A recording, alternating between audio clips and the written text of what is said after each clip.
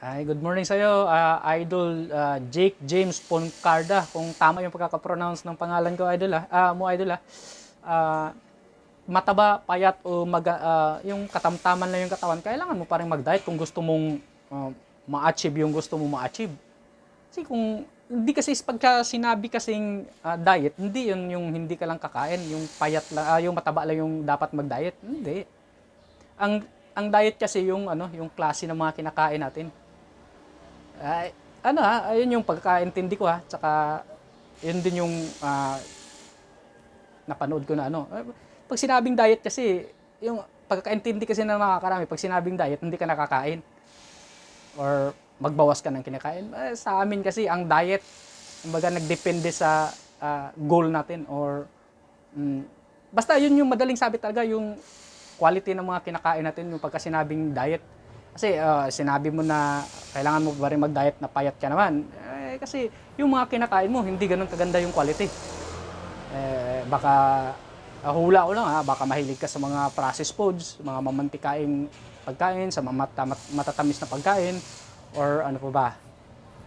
Basta yun yung pinaka-common Kaya magiging skinny fats tayo, mabilis yung metabolism natin, pero may naiipon pa ring fats kasi yung klase nga ng mga kinakain natin, hindi ganoon kaganda yung klase. Yun kasi yung sinasabi kasi ng mga fitness expert, yung mga kagaya ng asukal, yun yung calories na pinakamahirap daw ma-burn, kaya yung iba kahit payat, mayroon pa ring bilbil or mayroon pa ring taba.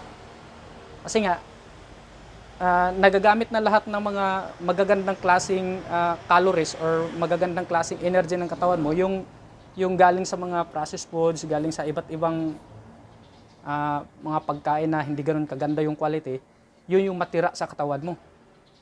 Yun yung pagkakaintindi ko. Walang scientific basis yan. Hindi kasi talaga ako mahilig magbasa-basa. Kasi nga, mahina yung reading comprehension ko. Ang ko lang doon lang sa naiintindihan ko, sa pagkakaintindi ko. Sir. Ay, sige sir.